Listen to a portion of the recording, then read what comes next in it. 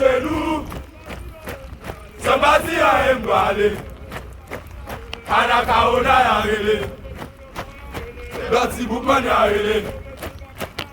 Kassigari a relé. François Makonda a relé. Check. Les gauches, les droites, sous les pieds. Les gauches, les droites, sous les pieds. Check. Les gauches, les droites, sous les pieds. Les gauches, les droites, sous les pieds. Joue en colère et on va la fermer. Joue en colère et on va la fermer.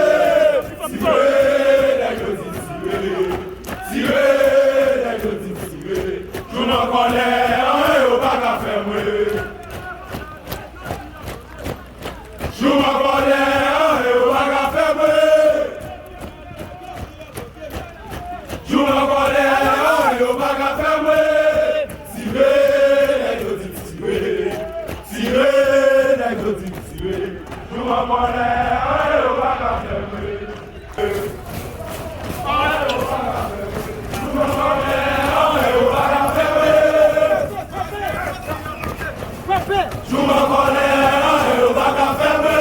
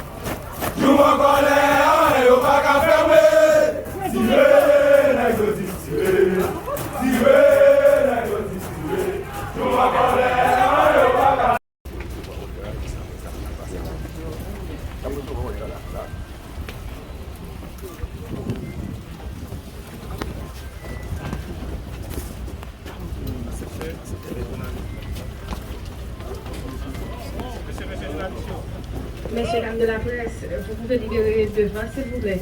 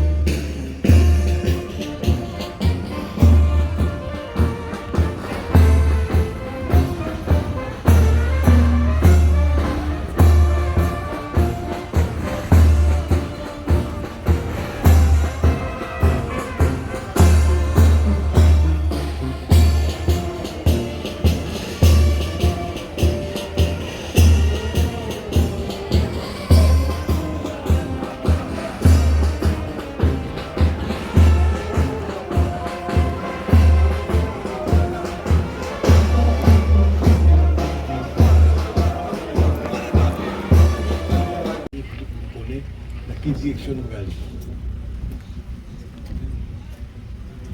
Quel est le plaidoyer pour une force armée moderne, professionnelle et multitâche?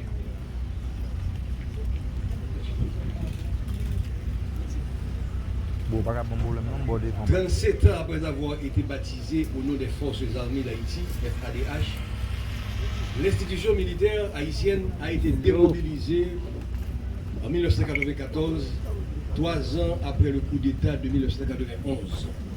Cependant, moins de 25 ans plus tard, avec l'usure du temps et l'apaisement des passions, de plus en plus de citoyens, de directeurs d'opinion et d'hommes politiques haïtiens, tant à l'intérieur du pays que dans la diaspora, n'ont pas cessé de revendiquer la reconstitution d'une armée. Ces revendications ne tarderont pas à être mises à l'agenda des gouvernements dès 2016, avec la perspective du retrait de la MINUSA et de retour en force de l'insécurité. Finalement, pour donner écho à ces revendications citoyennes, devenues de plus en plus fortes, le gouvernement de Michel Martelly allait procéder d'abord au rétablissement du ministère de la Défense en avril 2014, puis à la remobilisation officielle de l'armée à partir du décret du 26 octobre 2015. Mais depuis lors, en raison de déficit de continuité à la tête de l'État, de manquement de volonté politique, de manque de volonté politique et de vives réticences affichées par certains gouvernements partenaires d'Haïti en matière de coopération militaire, dont principalement les États-Unis, l'armée haïtienne ne constitue jusqu'à nos jours qu'une force purement symbolique, soit un effectif de moins de 2000 soldats sous-équipés, sous-entraînés et incapables d'offrir aujourd'hui un soutien significatif aux forces de police de la lutte contre les gangs armés. Pour une nouvelle vision et conception de l'armée haïtienne, pour affronter les nouvelles menaces de sécurité nationale, tout en restant solidement attaché aux principes d'un État républicain et libéral, nous chérissons la vision d'une force armée moderne, professionnelle et multitâche, c'est-à-dire une armée au service de la démocratie, une armée au service de la cohésion sociale, de la lutte contre les menaces hybrides et multitâches. Comment évolue une armée dans une société démocratique? Une armée au service de la démocratie. La nouvelle armée devra être au service de la démocratie grâce au respect de 3 critères fondamentaux. D'abord, contrairement aux périodes antérieures, l'armée n'aura pas la vocation de défendre les intérêts politiques ou idéologiques du gouvernement, quitte à violer les droits et les libertés civiles des citoyens. Cela dit, en période de paix interne comme en période de crise, les militaires devront être respectueux des droits de l'homme.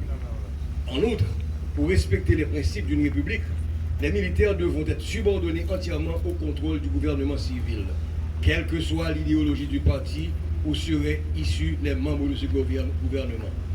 Enfin, l'armée aura pour champ d'action que les frontières de la sécurité extérieure. En d'autres termes, les militaires ne pourront intervenir dans l'ordre politique interne que de manière exceptionnelle afin de procéder à des missions de développement, de défense civile ou de défense intérieure du territoire. Une armée au service de la cohésion sociale.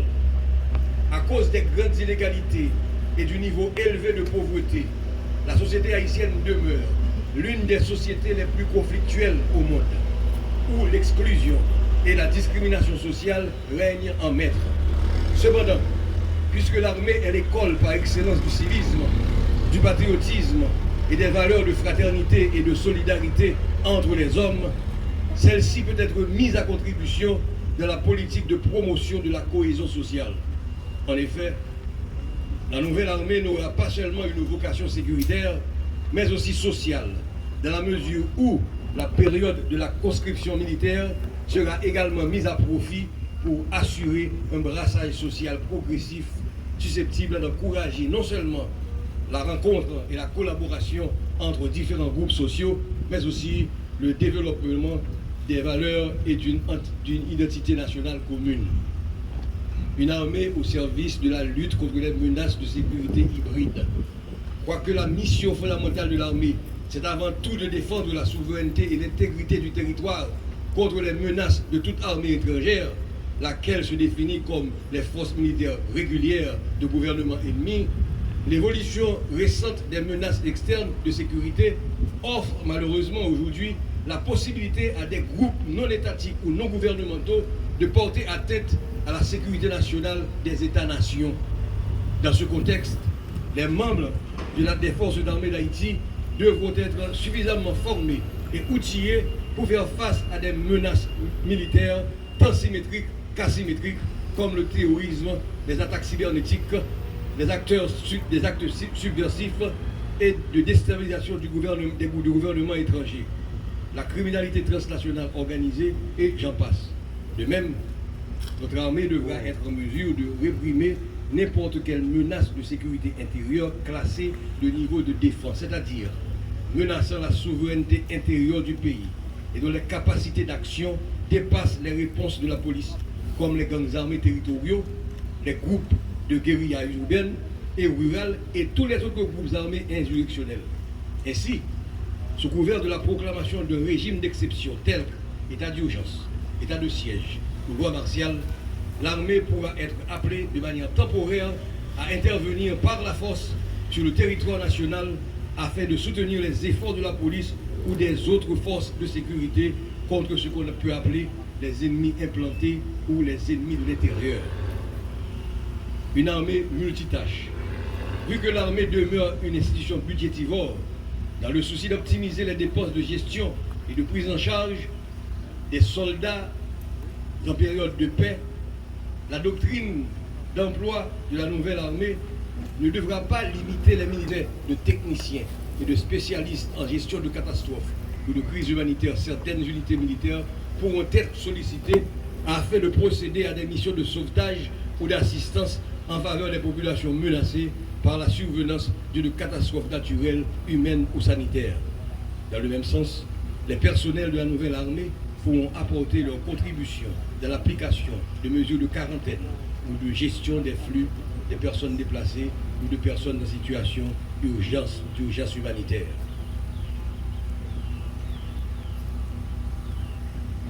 Tout ceci pour vous dire que la nécessité d'une nouvelle force armée n'est pas un point de vue discutable. Ce qui en revanche est discutable, c'est la doctrine qui servira de base théorico-idéologique et juridico-légale aux missions et aux règlements d'engagement de cette armée. C'est là que nous voulons vivre. Et c'est là le message aujourd'hui que nous jouons des bases là pour nous construire, pour nous venir au service de la nation, au service du peuple haïtien et non pas au service des intérêts de groupes, de caste ou de classe. Ça c'est chef gouvernement, le ministre Ali Didier Fils-Aimé, c'est je parle ça et très prochainement on travaille pour doctrine, une nouvelle doctrine de l'armée qui a mis les militaires nous en situation pour capable de défendre le pays, les pour défendre. Nous voulons arriver dans la phase pour nous suspendre appeler les étrangers pour venir nous battre un coup de main pour une bataille dans la sécurité. Nous avons fait parce qu'il y a des gens souterrains, nous avons des ressources pour qu'il y ait des gens qui arriver côté où nous arriver. Et avant même que nous pensions à des gens pour venir aider nous, pour nous relayer, il faut que nous disions ça que nous avons fait peut-être pas nous. Et ça nous avons fait peut-être pas nous, à partir du aujourd'hui, il faut que nous prouvions. Nous avons l'armée, il a fonctionné, il n'est pas disons, tout parfait, mais au moins nous avons une force armée. Mais je dis là, nous avons moins de 2000 personnes. Et c'est sous base ça nous commençons.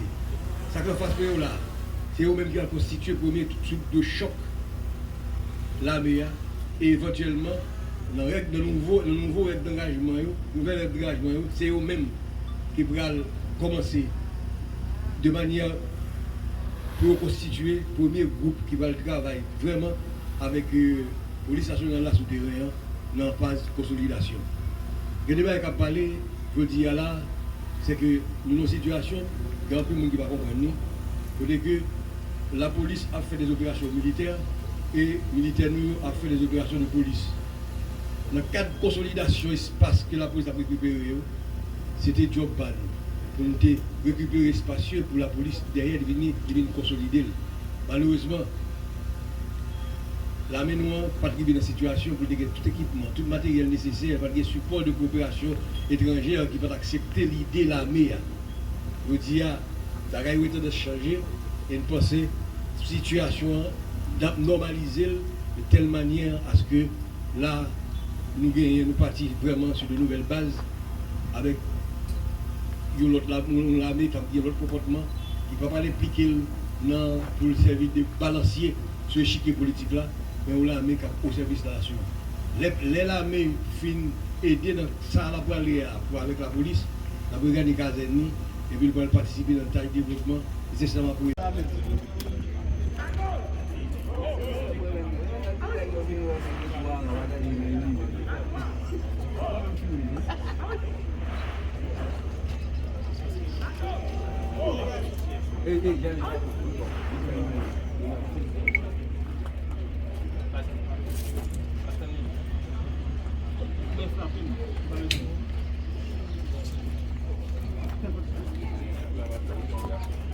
c'est pour faire ma fête.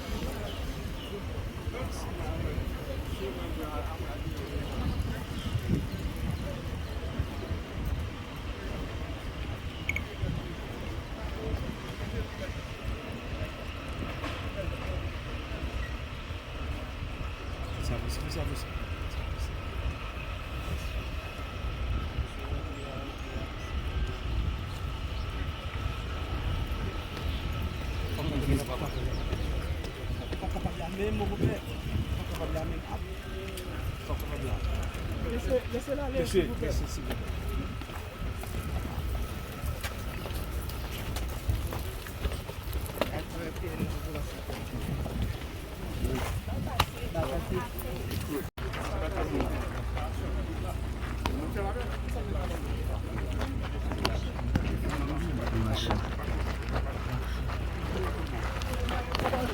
De la presse, vous ne pouvez pas avancer au-delà de 5 minutes.